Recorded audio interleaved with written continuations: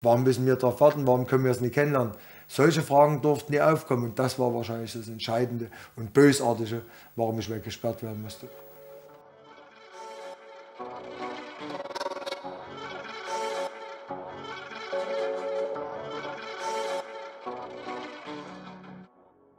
So, vielleicht wegen was ich verurteilt worden bin.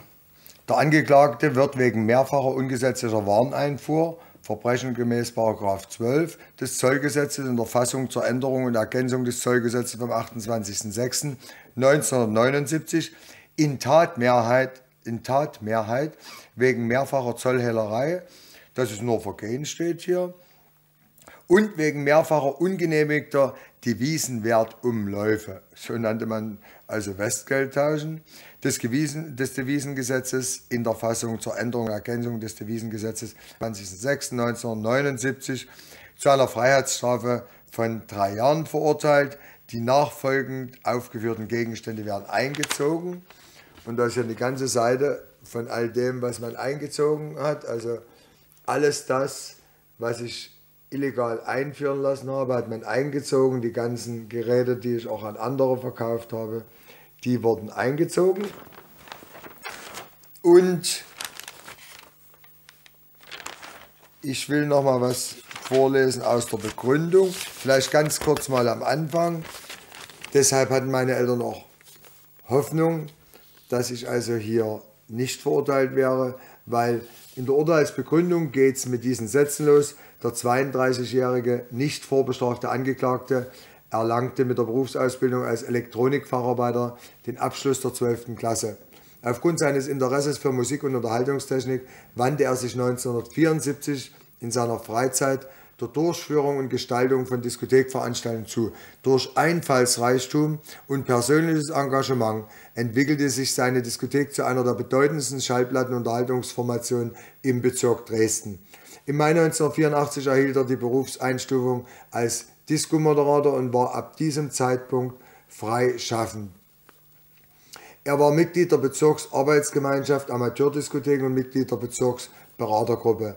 Er leitete die Diskotheker-Nachwuchsgemeinschaft im Stadtbezirk Dresden-Nord und bemühte sich um Aktivierung des Arbeitskreises Diskotheken der Bezirkskommission für Unterhaltungskunst.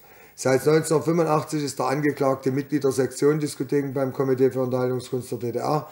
In 2 Fällen vertrat der Angeklagte mit seiner Diskothek die DDR im Auftrag des Zentralrates der FDJ im sozialistischen Ausland.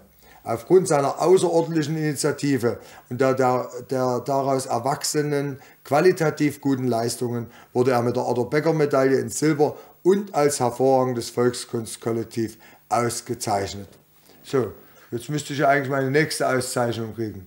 In Wahrheit wäre ich aber zu 3 Jahren verurteilt und zur Begründung solche Sätze wie hier steht: Durch die Straftaten hat der Angeklagte die Kontinuität des Außen- und Binnenhandels angegriffen, den planmäßigen Einsatz der Valutamittel beeinträchtigt und damit auch negative Wirkungen auf die staatliche Versorgungspolitik in der DDR hervorgerufen. Darüber hinaus hat er durch sein strafbares Handeln die Anstrengungen der Werktätigen zur Erhöhung von Ordnung und Sicherheit in allen gesellschaftlichen Bereichen sowie zur Vertiefung der Vertrauensbeziehungen der Bürger zu ihrem sozialistischen Staat und seiner Gesetzlichkeit beeinträchtigt. Die negativen Wirkungen auf die Durchsetzung des sozialistischen Leistungsprinzips ebenso wie das Wecken von zum gegenwärtigen Zeitpunkt noch nicht zu befriedigenden Bedürfnissen stellen einen nicht zu unterschätzenden ideellen Schaden dar. Das ist eigentlich auch das, weshalb ich verurteilt worden bin. Und also es ging hier auch rein um Politik, um Ideologie und so weiter. Das sind diese Sätze.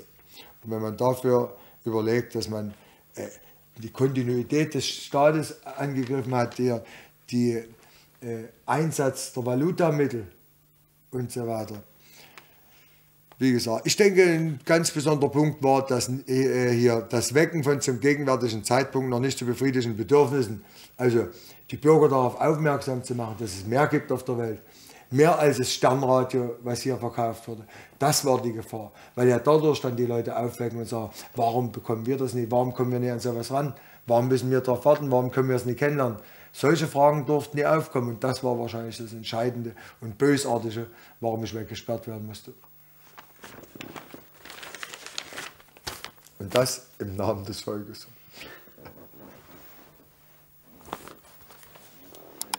Ich finde es auch schön, dass Sie heute wieder drüber lachen können. Ja, doch. Das erleichtert einen dann irgendwie, weil das ist schon irgendwie erschütternd.